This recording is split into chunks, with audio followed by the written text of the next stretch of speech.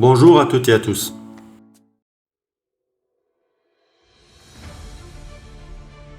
Hyundai nous revient avec son nouveau Santa Fe 2020. Après seulement une année de son restyling de 2019, il s'agit toujours de la 4e génération, tellement évoluée qu'elle a créé de la confusion.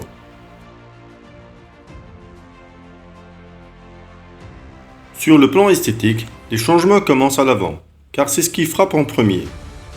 Avec une calandre plus imposante, qui prend une forme rectangulaire, intégrée désormais aux optiques à LED, en forme de T et un grillage redessiné. Le bouclier a lui aussi revu avec l'apparition de petites prises d'air verticales.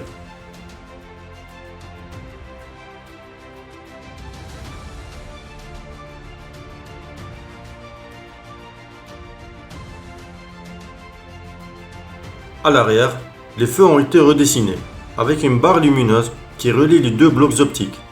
Pour affirmer son côté audacieux, de nouveaux choix de jantes sont au menu allant de 19 à 20 pouces.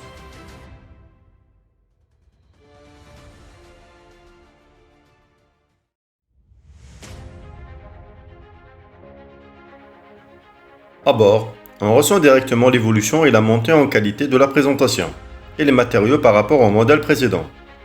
Et c'est avec la console centrale que les changements sont plus visibles.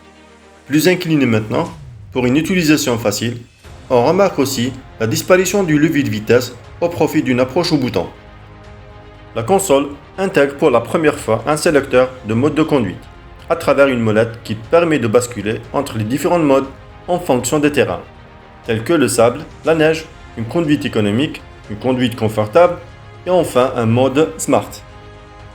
Pour l'infodivertissement, la partie supérieure se dote d'un écran tactile de 10,5 pouces et une instrumentation entièrement numérique de 10,3 derrière le volant.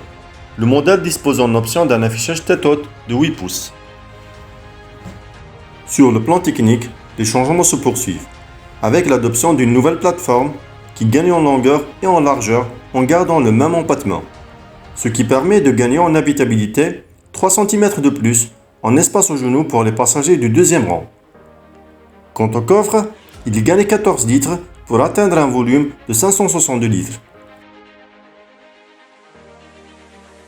Cette nouvelle plateforme s'inscrit dans la nouvelle stratégie du constructeur et permet d'accueillir des motorisations électriques et des batteries pour des modèles hybrides rechargeables et des modèles entièrement électriques.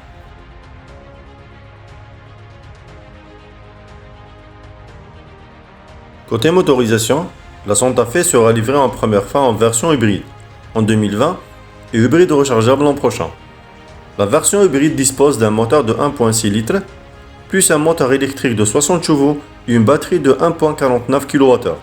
Le tout pour une puissance totale de 230 chevaux et un couple moteur de 350 Nm et une boîte auto à 6 rapports.